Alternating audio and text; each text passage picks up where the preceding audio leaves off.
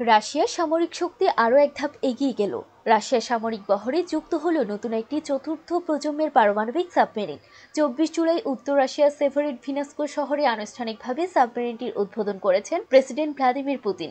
সাবমেরিনটির নাম ক্যাচ পুজারক্সি। এটি রাশিয়ার আধুনিকতম সাবমেরিনগুলোর একটি, যা নাগরিকদের উন্নত প্রযুক্তির সঙ্গে যুদ্ধ ক্ষমতা বাড়াবে বলে মনে করছে ক্রেমলিন। এই সাবমেরিনে সংযুক্ত রয়েছে সর্বাধুনিক ক্ষেপণাস্ত্র ব্যবস্থা, টর্পেডো অস্ত্র, উন্নত navigation system, radio technical support এবং হাইড্রো অকস্টিক প্রযুক্তি, যা শত্রুপক্ষের সাবমেরিন শনাক্তকরণে গুরুত্বপূর্ণ ভূমিকা রাখবে। সাবমেরিনটি চতুর্থ প্রজন্মের হওয়ায় এটি প্রতিপক্ষকে হামলার ক্ষমতায় রাশিয়ার নৌবাহিনীকে বড় ধরনের কৌশলগত সুবিধা এনে দেবে। উদ্বোধনী অনুষ্ঠানে রুশ নৌবাহিনীর কমান্ডার ইন চিফ আলেকজান্ডার ময়সেভ, রাষ্ট্রপতির সহকারী নিকোল পত্রোসেভ এবং স্টেট কাউন্সিলের সেক্রেটারি অ্যালেসুকি ডিউমিন উপস্থিত ছিলেন। অনুষ্ঠানের স্থলে সামরিক প্রোটোকল বজায় রেখে প্রেসিডেন্টকে দেওয়া হয় গার্ড অফ অনার এবং স্যালুট। বিশ্লেষকরা বলছেন, পশ্চিমা প্রতিপক্ষ, বিশেষ করে ন্যাটোকে চোখে রেখে রাশিয়ার এই সাবমেরিন কর্মসূচি দেশটির সামুদ্রিক প্রতিরক্ষা কৌশলকে আরও শক্তিশালী করে তুলেছে।